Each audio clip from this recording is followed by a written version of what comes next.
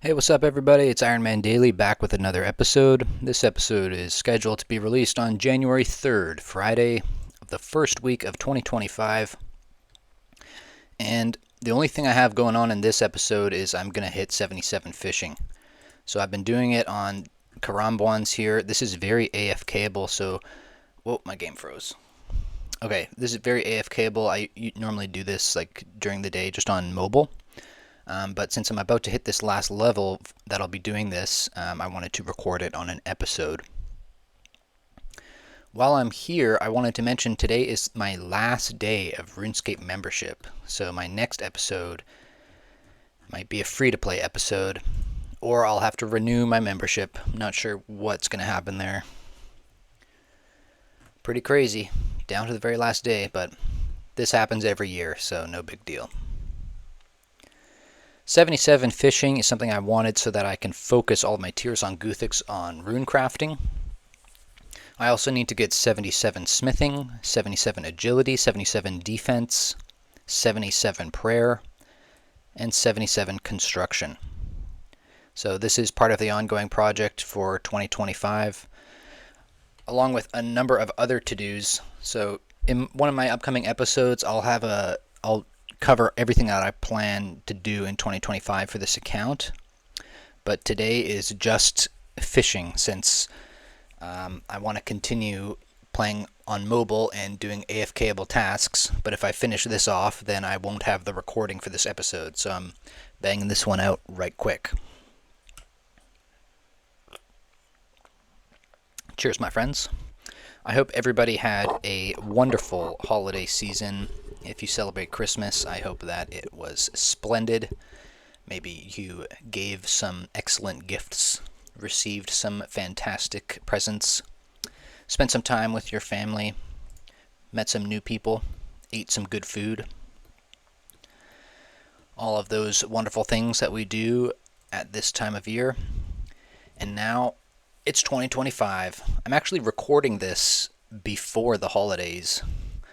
Still 2024, I'm just so ahead of schedule, and I took a bit of a break. I posted my last video of 2024 on the 25th of December. You can't carry any more Karambwan.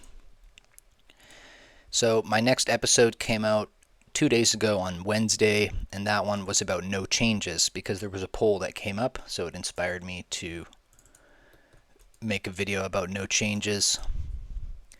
I started Ironman because the Grand Exchange was introduced into Old School in 2013, I think. Old School was released in 2013, for those who don't know, as a copy of the 2007 version of the game. And that's when I got back into RuneScape, because I, like many other players, quit the game when Evolution of Combat came out. The Grand Exchange can be pretty fun, but I think it takes away so much of the charm of this game, of the having to trade with other players and going to the different trading hotspots in the different worlds.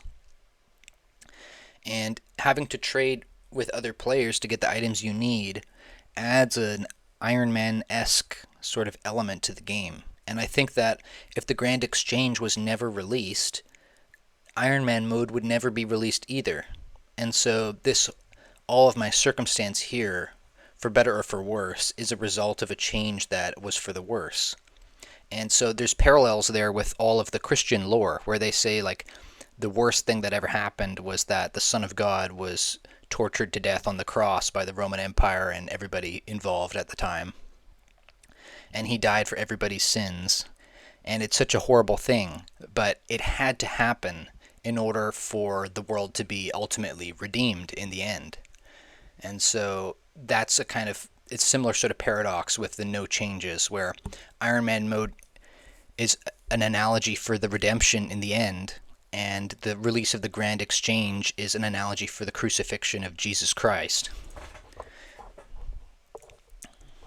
It's simultaneously like the worst thing and the best thing. I don't know if that makes sense, but I just have one more inventory full of Karambwans to do, and then I'll be out of here. Pray piety. 75 prayer. What am I going to do for that? I have some ensouled heads I could use, And then I'll maybe do Chaos Altar.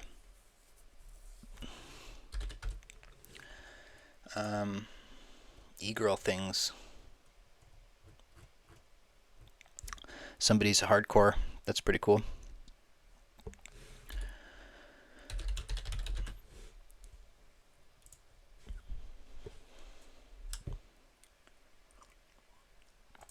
Currently on World 332.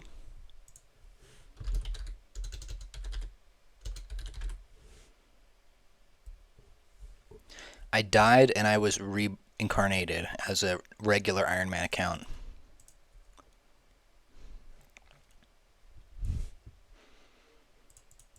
I died, but I never actually died because I passed through death. For me, death was not a permanent end. It was something so much more superficial because I never truly died. Death was just temporary. Death was just a passing phase, and I came back. But maybe life is just like that, where after we die, in the future, somebody so much like us will recur, and we will realize that we are not the individuals that we think we are. We are just part of the tides of humankind, passing from generation to generation, and so many of the same phenomena recur across multiple people so that we can relate and so that we can genuinely understand other people. It's possible to have genuine understanding, even though so often in this world we feel like nobody understands us. It's really possible to have a genuine understanding of other people, even though it seems like it would be impossible. Like, we can't access another person's experiences directly. We can't go through what they've been through to put ourselves in their shoes. And even though people claim to have empathy, how can they truly have empathy when all of they have to base that on is their own experience? The solution in a Buddhist sort of lens would be to say that you don't actually have your own experience. The experiences that you undergo are actually all part of a shared reality, and there's no self. Your self identity is not truly what you are, and that's an interesting sort of approach, but it doesn't explain the apparent separation between people. Like, obviously, I am a human organism, and even if I identify as the whole world, that doesn't change the fact that my conscious experience is centered upon one of these human creatures. And so that is what sort of brings it back to my original perspective, where it seems like understanding other people, having genuine empathy for the experiences of other people is impossible. There are some ways to draw conclusions about what other people are going through, but there's no way to be certain about it. And we can use consensus a lot of the time to make reasonable assumptions about what people go through. We know, babies have so little life experience compared to adults. We can conclude relatively safely about what they need based on how they behave, but we can't conclude about the qualia of their experience. Or can we? Because qualia seems like it's something that actually no, this gets more nuanced because there's a disconnect between our qualia and how we end up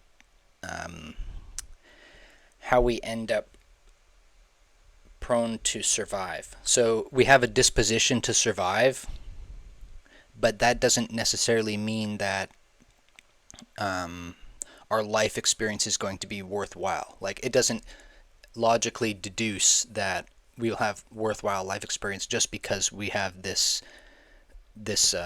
what's the word, we have an evolutionary selection to survive. Like, we're bound to survive, because if we didn't survive, then we wouldn't be in this situation.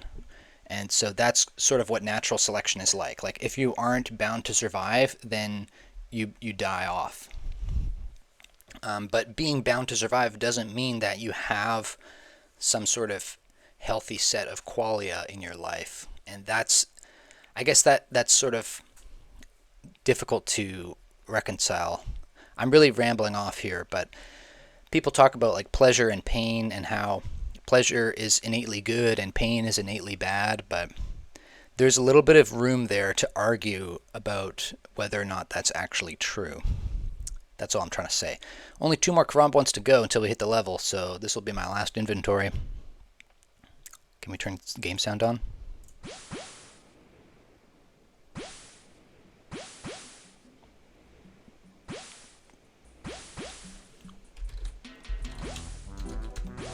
Damn, this song is good.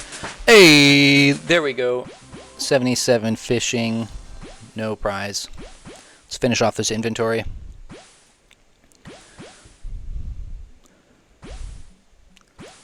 Reggae 2, such a good track.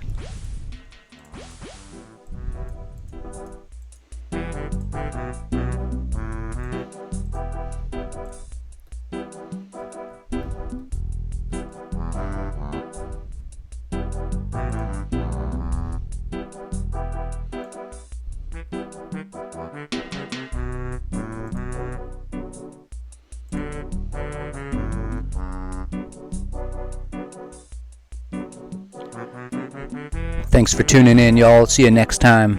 Ironman Daily.